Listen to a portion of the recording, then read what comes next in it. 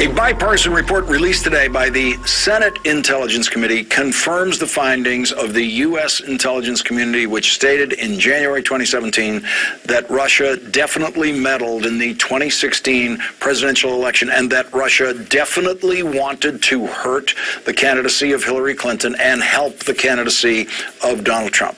Specifically, the unclassified report released by Republican Richard Burr and Democrat Mark Warner of the Intelligence Committee says that the committee's assessment, quote, showed that Moscow sought to denigrate Secretary Clinton and Putin and the Russian government developed a clear preference for Trump. The report today also says that the committee heard consistently that analysts were under no politically motivated pressure to reach any conclusions. And the committee has seen additional examples of Russia's attempts to sow discord, undermine democratic institutions, and interfere in U.S. elections and those of our allies. The Kremlin said today that it is possible that Russian President Vladimir Putin and President Trump will meet one-on-one with no staff present except translators at the beginning of their summit meeting in Helsinki on July 16th. And so once again, Americans are learning about the plans of the President of the United States from the Russian government instead of from the White House. Joining our discussion now, Malcolm Nance, an MSNBC counterterrorism and intelligence analyst and author of the new book, The Plot to Destroy Democracy, How Putin and His Spies Are Undermining America and Dismantling the West. Also with us, Evelyn Farkas, senior fellow at the Atlantic Council and a former Deputy Assistant Secretary of Defense. She is an MSNBC national security analyst. And Malcolm, I want to start with you on the issue of the possibility of the president sitting down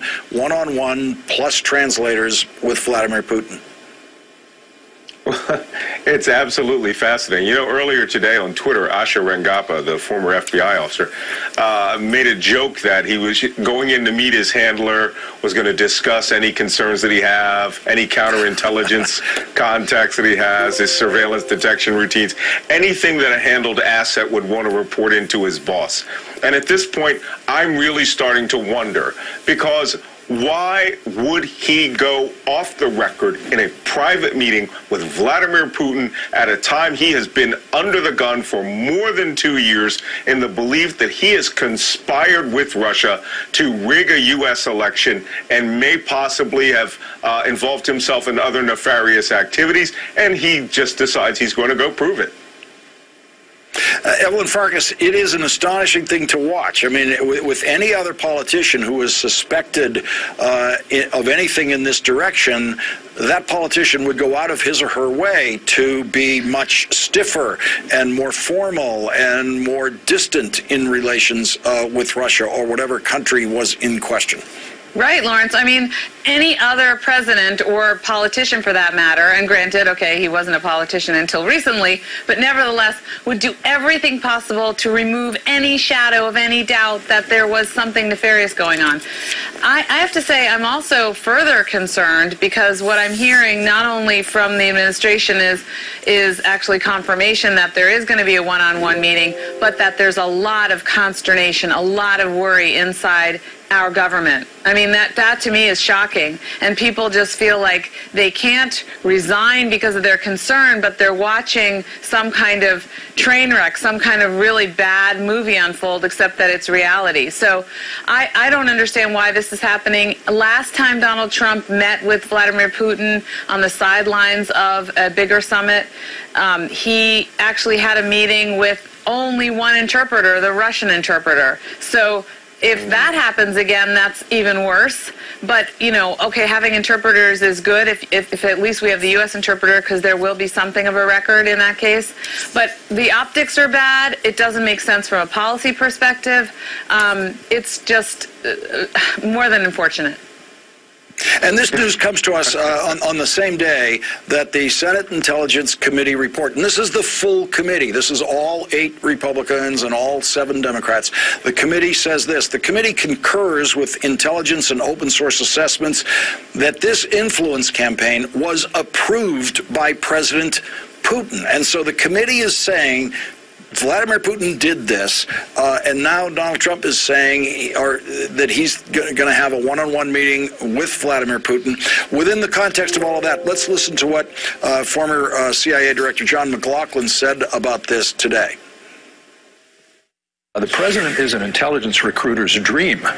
He's totally transparent with his tweets and his public comments.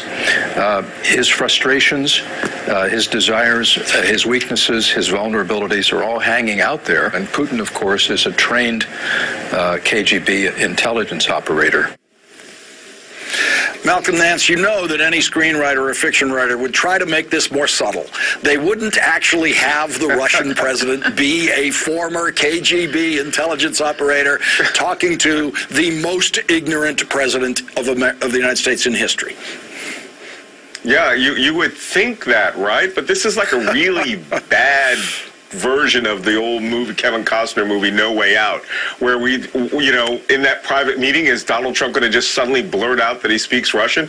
Doubtful. But for the most part, I really think that John McLaughlin today put it perfectly. And I have a whole chapter on why Donald Trump is a Russian's dream. It's not just that they may have motivated him to see the world their way. They framed the world for him. And every time that he had contact with them, they created that perception bubble, that entire worldview that he now espouses. Break up a dissolution of NATO in a slow roll, I think he really believes that. Getting rid of all world trade, and breaking up the Atlantic Alliance in Europe, he has bought into that. Crimea belonging to Russia, he has bought into that. He is, I said this today in the same interview with John McLaughlin. When he goes to this NATO conference, who will he represent? Will he represent the United States, or will he represent Moscow? Or Donald Trump. Maria Bartiromo did a recent interview with the president where she got a lot of criticism for not doing any follow-ups. She did ask some good questions. So here's an example of her good question and just an extraordinary non-answer by the president of the United States. Let's listen to this. Are you going to mention the meddling when you meet with Russian President Vladimir Putin July 16th? I'd like to see some answers as to why we didn't take the server, why the FBI didn't take the server from the DNC. And Evelyn Farkas, that was his complete answer to, are you going to mention the Russian meddling in our election when you speak to Vladimir Putin? He said, I'd like to see some answers as to why we didn't take the server, why the FBI didn't take the server from the DNC. I mean, Lawrence, this isn't the first time I think I've said to you I want to tear my hair out, because he's doing his typical deflection. I'm going to talk about Hillary Clinton now. Nobody cares about Hillary Clinton anymore, and servers and emails and whatever. But that's the first thing he grasps for. I have to say just a thing about that report that came out today. I think it's very useful that the Senate Intelligence Committee came out clearly on the record saying we believe our own intelligence. We looked through it ourselves in a bipartisan fashion. What's disturbing to me about it is that it came out today on a Friday. Well, it feels like a Friday, but right before a holiday. And it should have come out before those senators made the decision to go over to Moscow, which you mentioned earlier in the program. I think it's unfortunate because it seems to me that they could agree on the message, but there's something wrong with the politics of releasing this report.